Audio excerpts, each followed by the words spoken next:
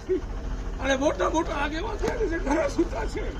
અમારા બધા મને વોટ થશે ચૂંટણી હશે તો બધા આવશે વોટ લેવા એ કોંગ્રેસ હોય કે ભાજપ હોય બધા વોટ લેવા આવશે આજે કોઈ સાંભળવાનું નથી અમે ઇન્ડિયન હિન્દુસ્તાનના નાગરિક છીએ સાહેબ કોઈ બહારથી નથી આવ્યા અમે અહીંયા છીએ જેથી પૂછા અમારો સાંભળો કોઈ કોઈ